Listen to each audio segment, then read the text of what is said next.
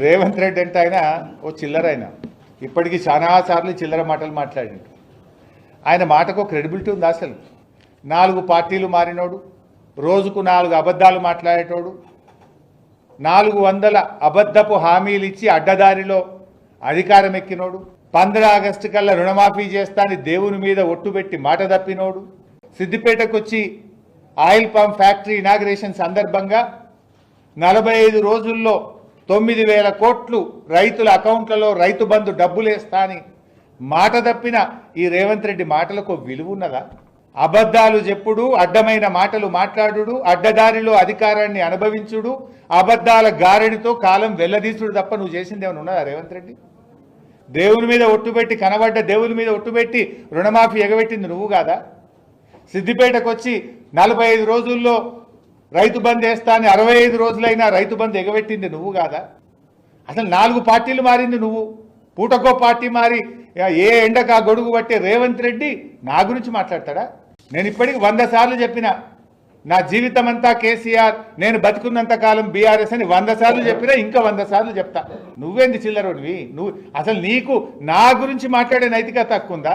ఇందాకే అన్న కదా, గురువింద గింజ తన కింద నలుపు తెలియదు అన్నట్టు పార్టీలు మారిన రేవంత్ రెడ్డి ఒకే పార్టీ జీవితం అంతా పుట్టుక బీఆర్ఎస్ లోనే, చావు బీఆర్ఎస్ లోనే అని గతంలో చెప్పినా మళ్ళీ చెప్తున్నా.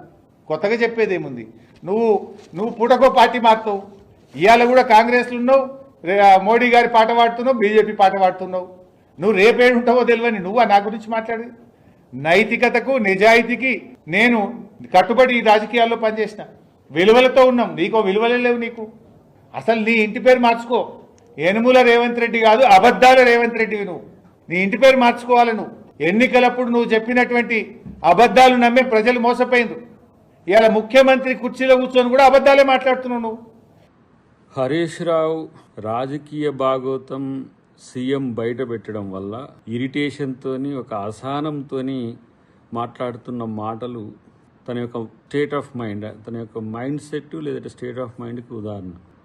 రాజకీయంగా విమర్శ చేస్తే ప్రతి విమర్శ చేయడం అనేది చేతగాక, ముఖ్యమంత్రిని ఇష్టం వచ్చినట్టు మాట్లాడితే అఫెన్స్ అవుతుంది అన్నట్టుగా ఢిల్లీకి పోయి బీజేపీ నాయకులతో కలిసింది వాస్తవమా కాదా అంటే వాస్తవమైతే వాస్తవం, కాదంటే కాదు అని చెప్పాలి.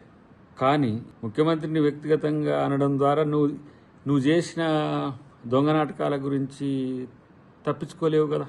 నిజంగా మీ మామ కేటీఆర్ని ఆ పార్టీకి నాయకుడిని చేస్తే నీ పాత్ర బీఆర్ఎస్లో ఏముంది?